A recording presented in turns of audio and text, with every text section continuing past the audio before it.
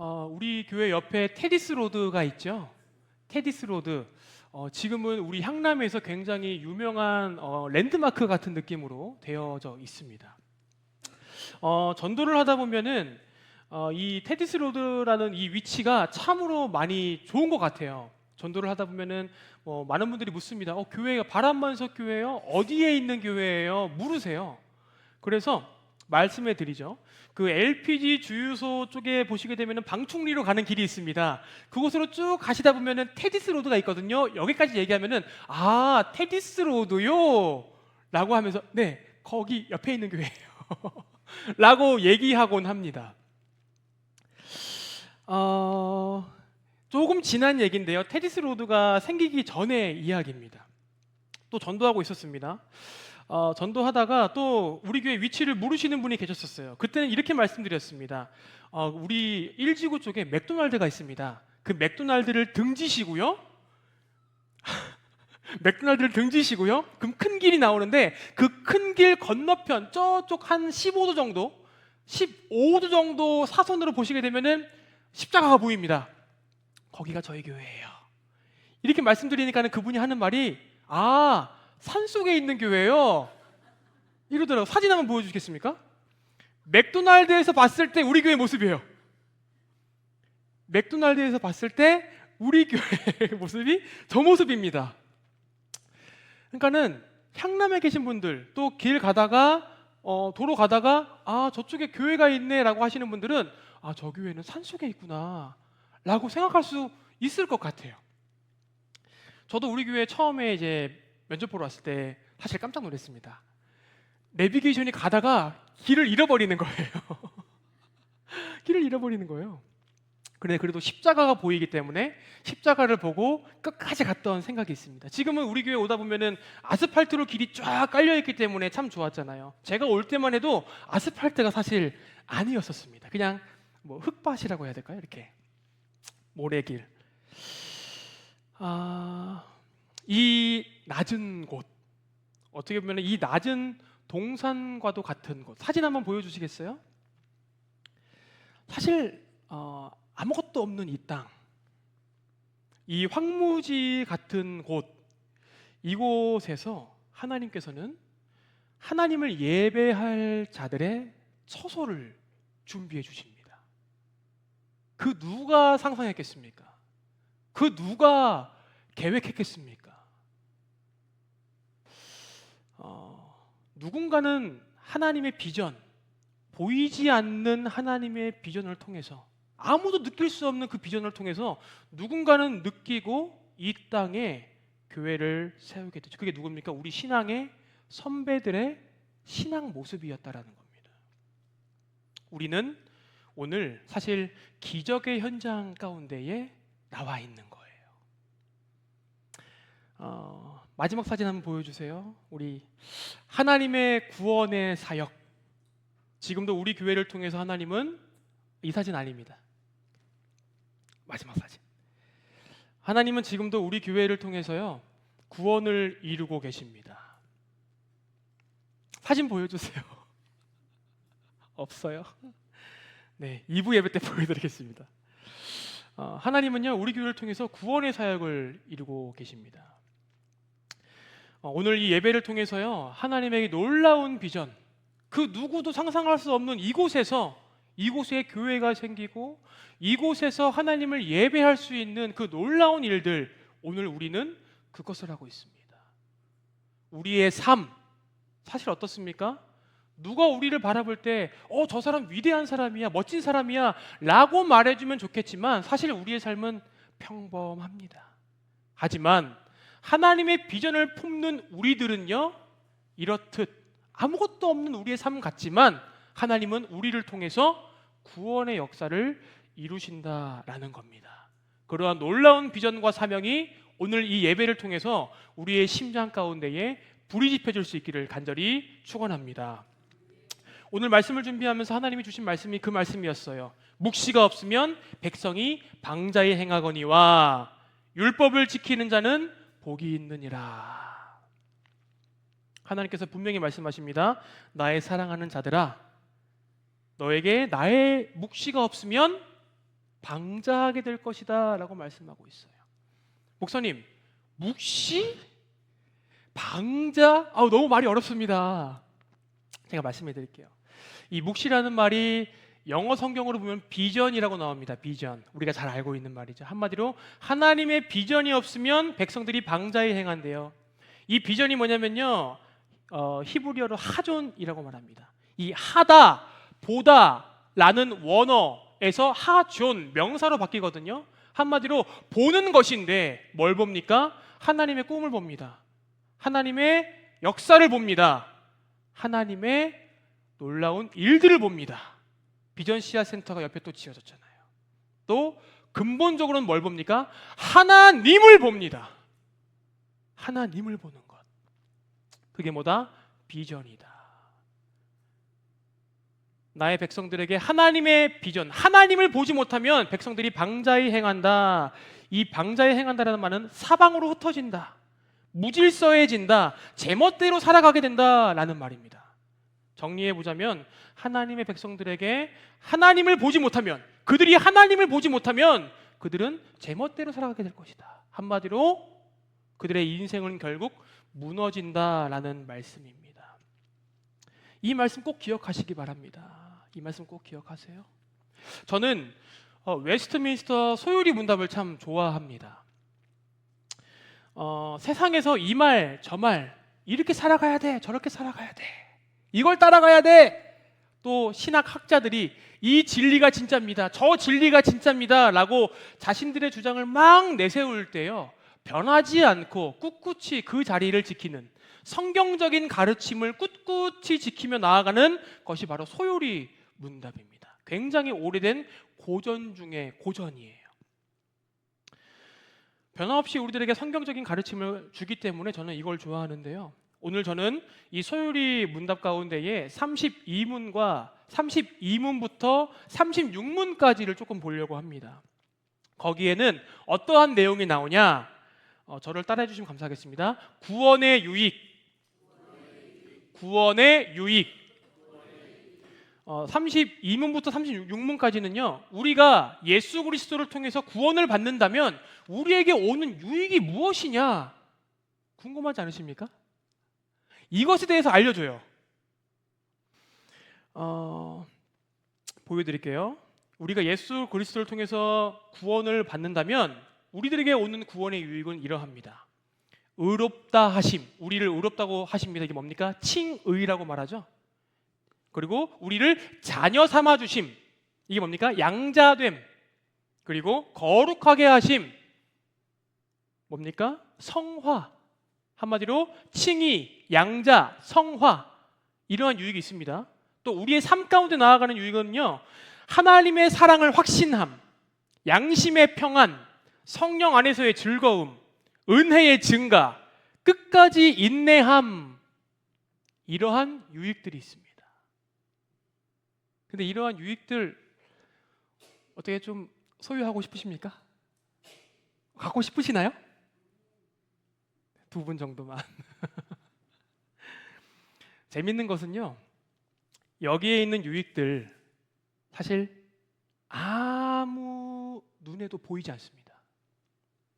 우리 눈에 보이지도 않고요, 남들 눈에 보이지도 않고요, 만져지지도 않습니다. 근데 하나님은요, 우리들에게 너희가 구원을 받는다면 이것들을 주시겠대요. 이 축복을 우리들에게 주시겠대요.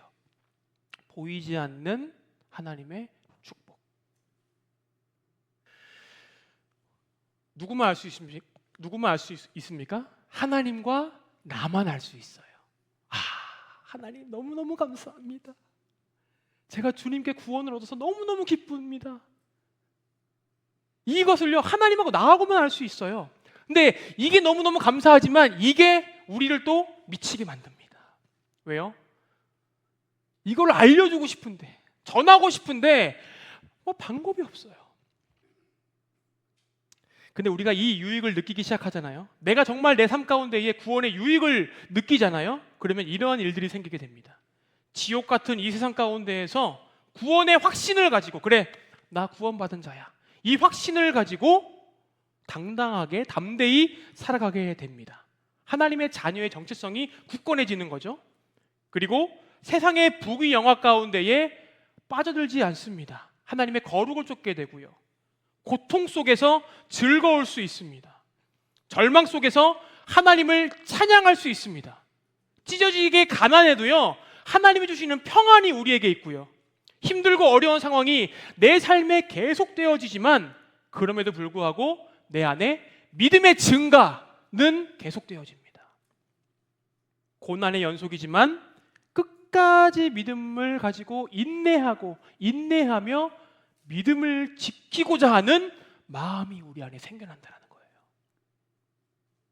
그게 구원의 유익을 아는 사람들이 삶 가운데에서 느끼는 것들입니다. 혹시 오늘 일부 예배 드리시는 성도님들은 이러한 것들을 느끼고 계시죠? 아멘. 그럴 줄 알았습니다. 네. 우리는 그러한 사람들이에요. 우리에게는 이러한 구원의 유익이 있습니다. 그런데요, 이러한 유익을 갖고 있는 우리들을 사람들이 바라봤을 때 사람들의 반응은 두 가지로 나뉩니다. 첫 번째는요, 저 권사님, 저 사람 권사님이라는데 뭔가 조금 달라, 뭔가 조금 특별한 것 같아, 저분 조금 나도 따라 살고 싶은데, 이러한 도전을 주기도 합니다. 또 어떤 사람들은 어떻습니까? 야, 너 왜 그렇게 살아? 저 사람이 네 발 걸잖아, 가서 얘기해. 아이고, 맞고만 있니? 야, 너 뒤통수 맞았으면 니도 뒤통수하고 앞통수 때려야지. 사람들은 우리들에게 이렇게 얘기해요. 한마디로 뭡니까? 누군가는 부러워하고요, 누군가는 우리를 정죄하고 가르치려고 합니다. 바보같이 살지 마. 그러한 모습으로 나타난다라는 거예요. 그러한 모습으로. 그런데요, 곰곰이 생각해 보십시오. 그러한 말, 저러한 말 휘둘릴 필요가 없습니다. 때로는 우리는 그러한 말들 때문에 휘둘려요. 정말 그랬어야 됐나? 내가 용서하지 말고 정말 저 사람을 걸었어야 됐나? 근데 흔들리지 마십시오. 이 유익이야말로 근본적으로 우리를 세상 가운데에서 살게 하는 유익인 줄 믿습니다. 돈이, 명예가, 인기가 우리를 살게 하는 것이 절대 아니에요. 주님이 주시는 참 평안과 안식이 있기 때문에 우리의 삶 가운데에 우리가 넉넉하게, 누군가를 넉넉하게 품어주고 사랑으로 살아갈 수 있다는 겁니다. 한마디로 자비로워지는 거죠. 이것이 유식한 말로 뭐다? 구원의 유익입니다. 구원의 유익. 우리 장로교회 교인들이라면 이 구원의 유익이라는 단어는 꼭 알고 있어야 됩니다. 구원의 유익. 이 부분에 대해서는 제가 수요일 날 또 다시 한번 말씀드릴 거예요. 이 구원의 유익, 그런데 정말 우리에게 진짜로 있습니까? 이 세상이 줄 수 없는 평안함 정말로 우리에게 있나요? 질병이 찾아왔을 때, 고통이 찾아왔을 때 우리 많이 흔들리지 않습니까?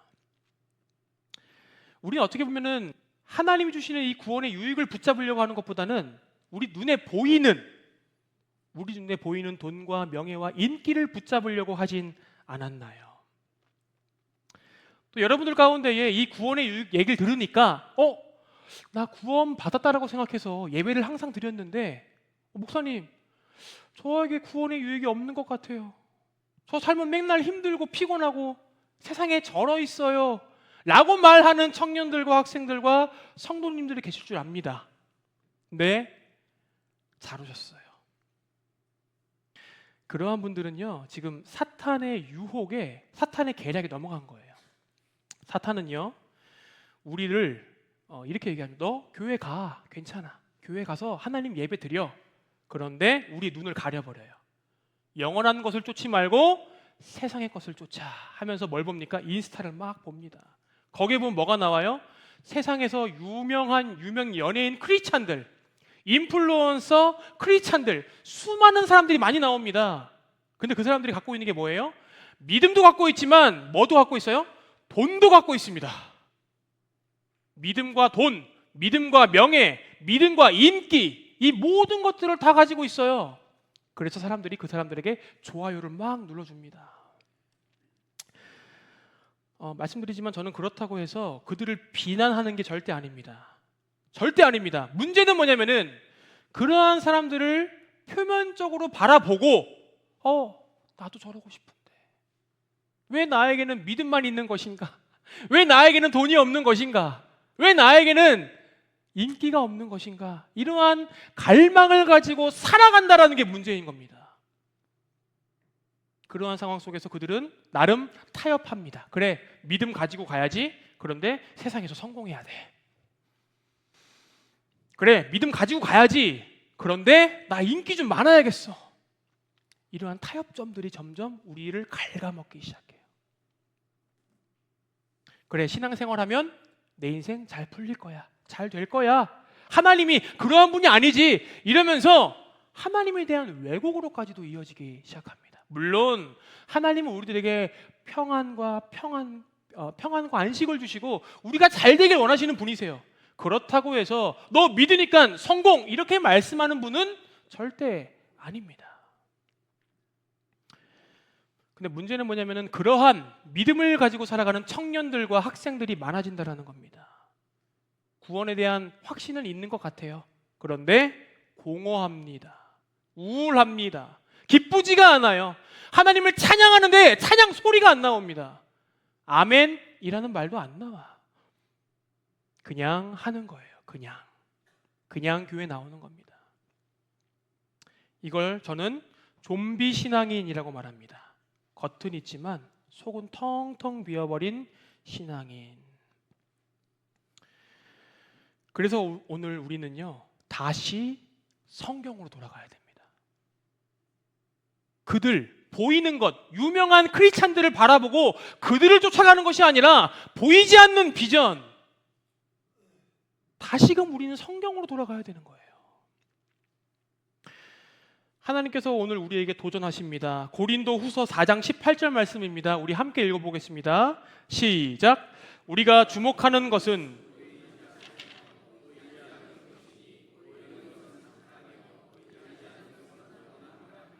아멘. 뭐라고요? 우리가 주목하는 것은 보이는 것이 아니요, 보이지 않는 것, 그것은 뭐다? 영원한 것이다.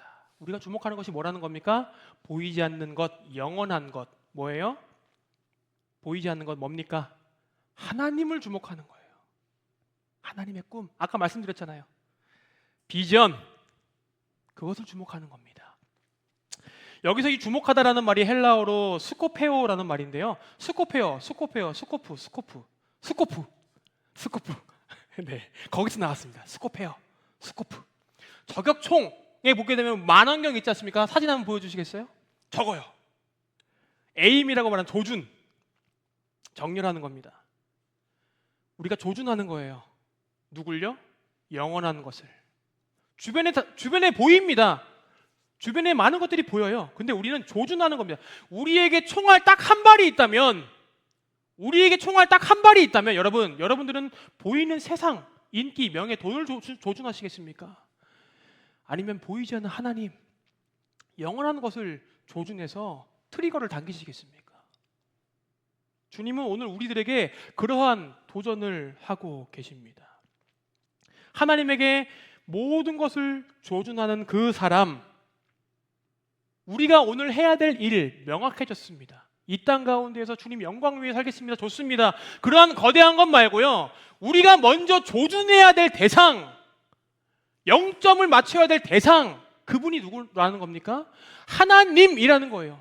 여러분들이 공부하는 이유가 뭡니까? 하나님을 위해서요. 여러분들이 밥 먹는 이유가 무엇입니까? 하나님을 위해서요. 여러분들이 건강하려고 하는 이유가 무엇입니까? 하나님을 위해서요. 그 조준, 그것부터 우리는 시작해야 됩니다. 여러분, 그럴 때 하나님께서 그러한 자들에게 이러한 것들을 주시겠다라는 말씀이 있어요. 사도행전 2장 17절 말씀입니다. 우리 함께 읽어보겠습니다. 함께 읽겠습니다. 시작.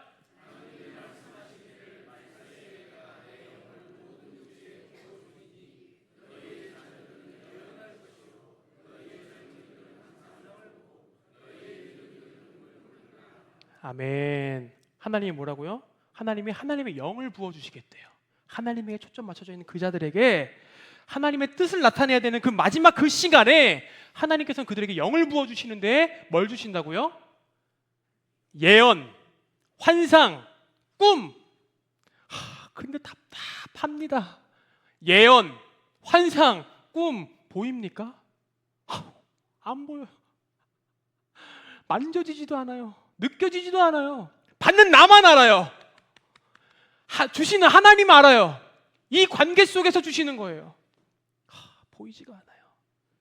근데 하나님께서 이걸 왜 주십니까? 너 성령 받았어. 이 증거 막 보여주려고요? 아니요. 하나님이 이것들을 주시는 이유가 있습니다. 우리 18절과 19절과 20절인데요. 먼저 제가 18절 읽어드리겠습니다. 그때에 내가 내 영을 남종과 여종들에게 부어주리니 그들이 예언할 것이요. 이 예언이라는 말은 미래에 일어날 일들을 말하는 것도 예언입니다. 하지만 하나님의 뜻, 하나님께서 나타내실 것들을 말하는 것도 예언이에요. 한마디로 하나님께서 이러실 것입니다. 하나님의 일들을 말하는 거예요. 하나님이 말씀하실 거래요. 19절과 20절 함께 읽어보겠습니다. 시작. 또 내가 위로 하늘에서는 기사를, 아래로 땅에서는 징조를 베풀리니 곧 피와 불과 연기로다. 주의 크고 영화로운 날이 이르기 전에 해가 변하여 어두워지고 달이 변하여 피가 되리라. 아멘. 하나님이요, 그의 자녀들에게, 하나님에게 초점을 둔 자들에게 예언을 주시고 환상을 주시고 꿈을 주십니다. 그리고 그들을 통해서 말하게 하세요. 뭘 말하게 하신다고요? 주님의 마지막 때가 다가왔다. 하나님이 심판하실 것이다. 너희들이 그토록 믿고 있었던 그것들이 그것이 해거든요. 해가 변하여 달로 변할 것이다. 너희들이 굳게 잡고 있었던 그 세상의 것들, 그 모든 것들이 썩어질 것이다. 하나님은 그 징조를 환상으로 통해서 보여주십니다. 그리고 그들에게 말씀하세요. 너희들 이것들을 얘기해라. 이게 뭡니까? 하나님에게 초점을 맞춘 자들에게 이것들을 보여주시고 우리는 이것들을 해야 되는 사람이라는 거예요. 결론적으로 21절 말씀인데요. 21절 말씀 우리 함께 읽어보겠습니다. 시작. 누구든지 주의 이름을 부르는 자는 구원을 받으리라. 아멘. 하나님이 예언을 주시고 환상을 보여주시고 꿈을 주시는 이유가 뭡니까? 구원을 주시기 위해서. 보이지 않는 비전, 그것은 바로 구원입니다. 구원. 아까 우리가 봤죠? 구원에 대한 유익들. 하나님이 우리들에게 진짜로 주시고자 하시는 것은 돈이 아닙니다. 좋은 대학교 가는 게 아닙니다. 인기가 아닙니다. 진짜는요, 구원이에요. 우리를 통해서 구원을 주시는 거예요. 하나님이 예비해 주십니다. 예언하게 하세요. 여러분, 지금 이렇게 살 때가 아닙니다. 세상에 보이는 것을 쫓을 때가 아니에요. 주 예수를 믿으십시오. 예수를 믿으면 구원을 받습니다. 이것을 주의 청년들에게, 주의 학생들에게, 우리에게 주시고자 하시는 하나님의 보이지 않는 비전이라는 거예요. 그런데 이 비전 사실 계속 되어졌습니다. 오늘 우리에게까지도 왔지만 사실 우리가 보고 있는 성경 속에서 계속 이행되어졌어요. 노아 어떤 사람이었습니까? 하나님께서 만들라고 하셨던 그 방주를 통해서 구원의 사명을 이룬 사람이었죠. 모세 어떤 사람이었습니까? 이제 내 백성들 그들을 출애굽시켜라. 하나님은요 그에게도 구원의 사명을 주셨습니다. 에스더 어떤 사람이었죠? 민족 구원의 사명을 이룬 사람이었어요. 사도 바울은 어떻습니까? 사도 바울은 이렇게까지 얘기합니다. 내가 구원받은 이유는 나 혼자 천국 가려고 하는 것이 아니라 내가 구원받은 이유는 이방인들을 구원하기 위해서, 그 사명을 감당하기 위해서 내가 구원받았다 라고까지 얘기할 정도로 이방인들을 구원하는 그 사역에 몰두합니다. 근데 그것이 뭐예요? 유대인들을 구원하는 사역이다라고 얘기합니다. 또 우리가 믿고 있는 예수님, 주님 말씀하시죠. 인자가 온 것은, 내가 이 땅 가운데 온 것은 잊어버린 자들을 구원하려 함이라 라고 말씀하십니다. 이미 하나님께서는요 우리가 보고 있었던 그 성경 속의 수많은 인물들, 물론 이것보다 더 많이 나옵니다. 그들을 통해서 이미 그들에게도 똑같은 동일한 사명을 주십니다. 구원의 사명. 근데 이것들을 왜 오늘 이 순간까지 이게 계속 이어질까요?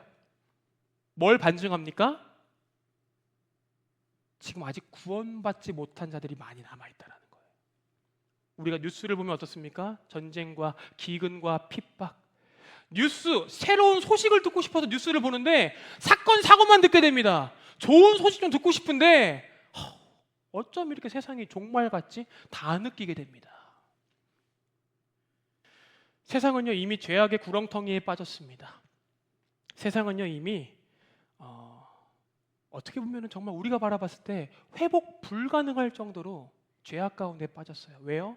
세상은 계속해서 무언가를 보여주거든요. 세상은요 사탄이 잡고 있습니다. 그것들을 통해서 계속 우리들에게 도전합니다. 보여주면 좋지, 따라와. 이거 어때? 괜찮지? 따라해. 계속 보여줍니다. 근데 사실 세상도요 구원받기 원합니다. 로마서 8장 19절에 보시게 되면 이렇게 말하고 있어요. 피조물이 고대하는 바는 하나님의 아들들이 나타나는 것이니 라고 말하고 있습니다. 하나님의 아들들. 여러분, 하나님의 아들들 그게 누굽니까? 너희는 세상의 빛이다. 이 어둠 가운데 있는 그곳에 하나님의 아들들이 나타나서 빛을 비춰주기를 그들은 간절히 원하고 있으며 뭐라고요? 하나님의 아들들이 나타나는 것을 고대하고 있다. 피조물이 고대하는 바, 이 고대하는 바라는 원어의 뜻을 보면요 이거예요. 목을 길게 빼고 올 것을 기다리는 모습. 이 자신의 아들 탕자가 길을 떠나지 않습니까? 그 아버지가 목을 길게 빼고 아들이 돌아오기를 고대하고 있는 모습. 세상이 뭐라고요? 피조물이 뭐라고요? 피조물이 지금 그러고 있다고요. 하나님의 아들들이 나타나기를. 이게 누굽니까? 하나님에게 스코프, 초점을 맞춘 자, 하나님의 예언과 환상과 꿈을 보는 자, 그들을 간절히 기다리고 있다고요. 세상은 죽어갑니다. 희망을 잃어갑니다. 왜요? 로마서 8장 20절에 그거를 명확하게 말해주고 있습니다. 우리 함께 읽어볼까요? 우리 함께 읽어보겠습니다. 나오지 않네요. 로마서 8장 20절에 이렇게 말씀하고 있습니다. 제가 로마서 8장 20절 읽어드리겠습니다. 성경책 있으신 분들 함께 찾아주시면 감사하겠습니다. 피조물이 허무한 데 굴복하는 것은 자기 뜻이 아니요 오직 굴복하게 하시는 이로 말미암았느니라. 21절에 그 바라는 것은 피조물도 썩어짐의 종노릇한 데서 해방되어 하나님의 자녀들의 영광의 자유에 이르는 것이니라. 아멘. 피조물들이 왜 썩어갑니까? 왜 죽어갑니까? 그들이 허무한 데 굴복하고 있다. 보이는 것, 그것들 앞에 뭐 하고 있다는 거예요? 그것들을 절하고 있다는 거예요. 그것들 앞에 무릎 꿇고 있다는 겁니다. 그것들을 섬기고 있다는 거예요. 그렇기 때문에 그들은 죽어간다. 하지만 그들이 진짜 원하는 것, 고대하는 것은 뭐예요? 그 썩어짐의 종노릇한 데서 해방되고 싶다. 자유하고 싶다. 그 하나님의 아들들을 통해서 나 구원받고 싶어 라는 겁니다.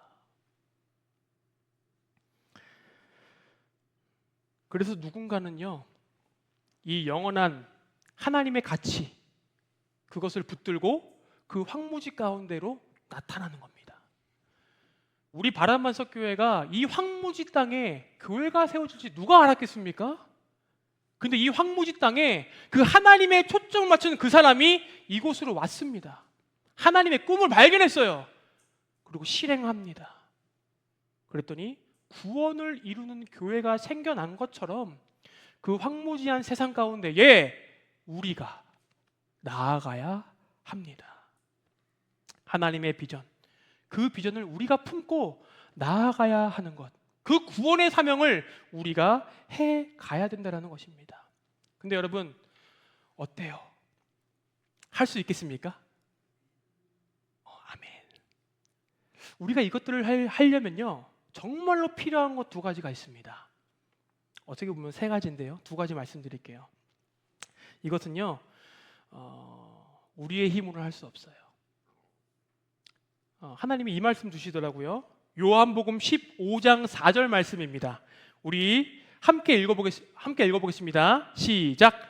나의 안에 거하라. 가지가 포도나무에 붙어있지 아니하면 스스로 열매를 맺을 수 없음 같이 너희도 내 안에 있지 하면 그러하니라. 아멘.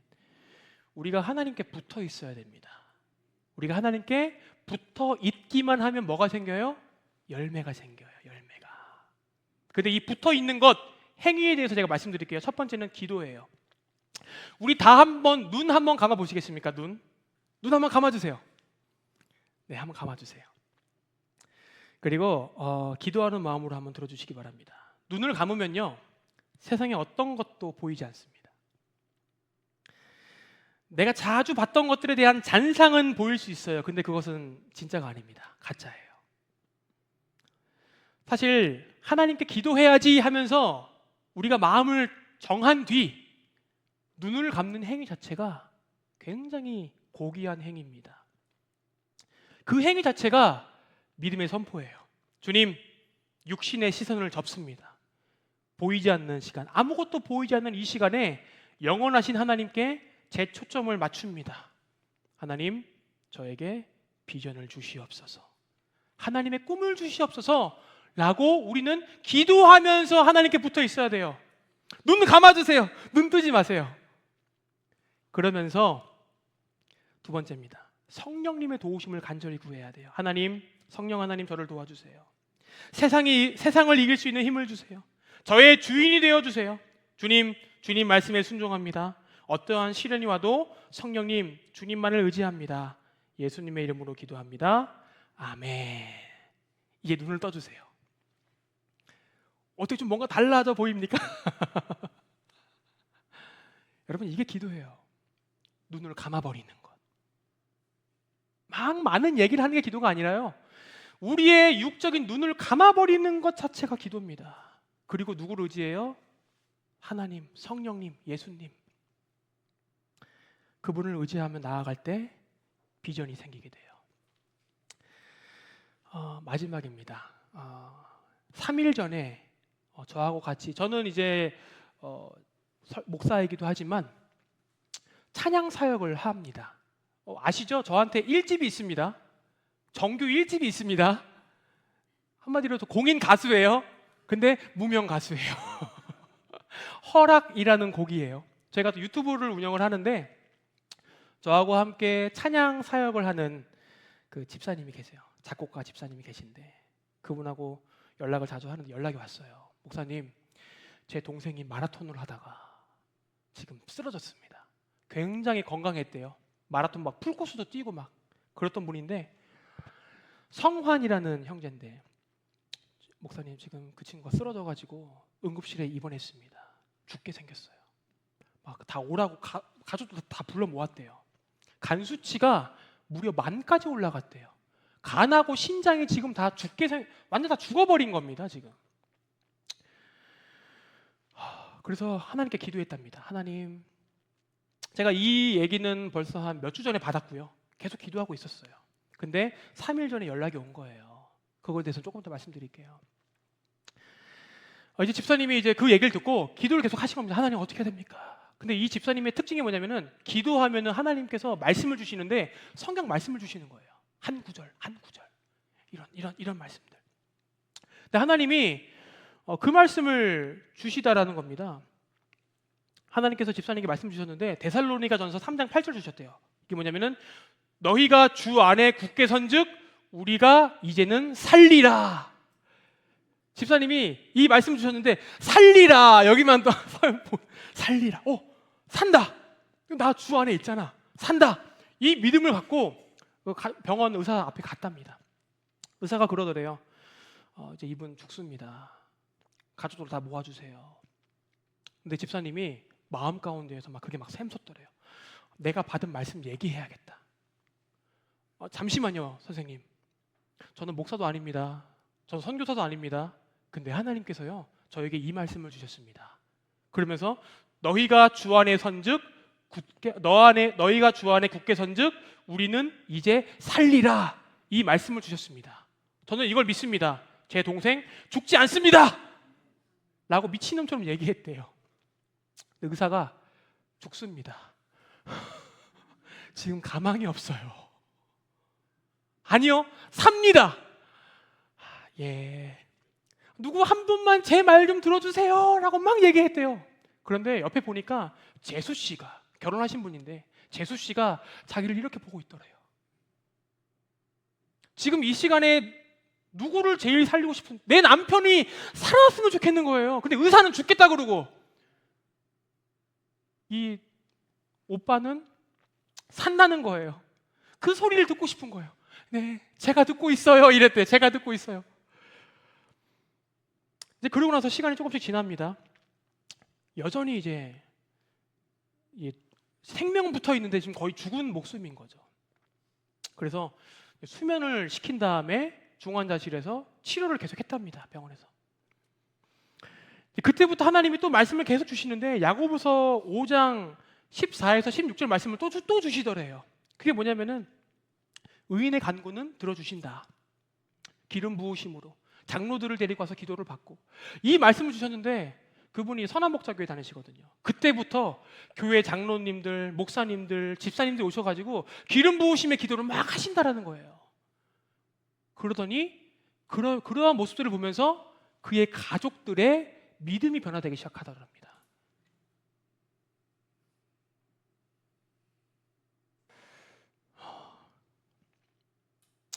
그러더니 또 하나님이 말씀을 주시더래요. 여호수아서 3장 5절 말씀인데, 자신을 성결케 하라. 여호와께서 기이한 일을 이루실 것이다. 어떻게 보면 핵심적인 결정타적인 말씀을 주시더래요. 자신을 성결케 하라. 여호와께서 기이한 일을 주실 것이다. 근데 이 말씀을 주셨는데, 이 말씀을 또 이분은 전해야 되잖아요. 우리 예언의 사명을 받았으니까 전해야 되잖아요. 전하려고 하는데 못 전하겠다라는 거예요. 왜냐하면 지금 동생 상태는 지금 너무너무 안 좋고, 하나님께서 기이한 일을 이루실 것이다라는 말을 전하면 이제 이분들이 뭡니까? 이걸 믿는다면 왜 기이한 일이 안 일어나는 거야? 이렇게 나올까 봐. 한마디로 믿음이 부족했던 거죠. 근데 기도하다가 하나님이 이걸 계속 전하라고 하더래요. 모르겠다고 전했대요. 믿음으로 전했대요. 근데 그 이후로 간 수치가 10,000에서 4,000으로 떨어지기 시작하더랍니다. 너희 자신을 성결케 하라. 여호와께서 기이한 일을 이루시리라. 기이한 일들이 일어나기 시작하는 거예요. 10,000으로 떨어지고 1,000으로 떨어지고 막 계속, 그것도 높지 않습니까? 계속 떨어지더니 3일 전에 연락 와가지고, 목사님 감사합니다. 제 동생 일반 병실로 옮겼고요. 간 수치는 90까지 떨어졌습니다. 라고 얘기하시더라고요. 저는 이 얘기를 듣는데 제가 설교를 준비하고 있었던 시기였지 않습니까? 3일 전이니까. 제 설교랑 너무 맞아떨어지는 거예요. 집사님, 제가 이 예화 좀 써도 되겠습니까? 마음껏 쓰십시오. 맞아요. 이분은요, 세상에 있는 사람들이 바라봤을 때 이 사람 죽는 겁니다. 근데 하나님이 이 집사님에게 보여주신 것은 죽지 않아. 보이지 않는 비전. 그것들을 뭡니까? 선포하고 다닙니다. 하나님이 주신 말씀에 대해서 이분은 선포하고 다녀요. 예언의 말씀들 선포하고 다니는 거예요. 그랬더니 뭐가 일어납니까? 구원이 일어났다. 사랑하는 성도님들, 우리 청소년, 청년 여러분, 오늘 하나님께서는요, 하나님의 이 구원의 사명, 놀라운 비전, 이 사명을 함께 이룰 하나님의 증인들을 찾고 계십니다. 예스! 나 구원받았어! 천국! 여기서 그치는 것이 아니라 하나님이 우리에게 주신 구원의 유익, 그것들을 느끼며 누리며 살아가면서 하나님에게 초점을 맞추고 주님이 주시는 놀라운 은사들을 선포하며 구원을 이룰 그 사람들을 주님은 오늘 찾고 계십니다. 그게 우리인 줄 믿습니다. 우리 바람만석교회의 시작이 그래왔잖아요. 저 뒷동산에 있는 저곳에 교회가 생겼다고? 맞습니다. 하나님의 일은요, 그렇게 이루시는 거예요. 사랑하는 성도님들, 주님 곁에 꼭 붙으셔서 주님께 스코프, 주님께 온전히 조준하시고 주님께서 주시는 놀라운 구원의 은혜의 열매를 맺으시며 살아갈 수 있는 우리 모두가 될 수 있기를 간절히 축원합니다. 기도하겠습니다. 살아계신 주님, 은혜와 사랑을 감사드립니다. 오늘 이 시간 우리들에게 말씀하여 주시고 주님의 그 말씀 가운데에 우리가 순종하며 나아갑니다. 주님, 우리에게 말씀하여 주시고 우리에게 주신 그 말씀 보이지도 않고 세상에 있는 수많은 사람들에게 말해도 납득되지 않는 그러한 말씀들일지 모르겠사오나 우리의 영혼을 살리고 우리의 가정을 살리고 우리의 사회와 민족을 살리며 나아가는 말씀이 되는 줄 믿습니다. 주님, 우리를 통해서 구원을 이루어 주시고 우리를 이 땅 가운데에 세상의 빛으로 세워 주시옵소서. 아버지 감사드리며 살아계신 예수님의 이름으로 기도합니다. 아멘.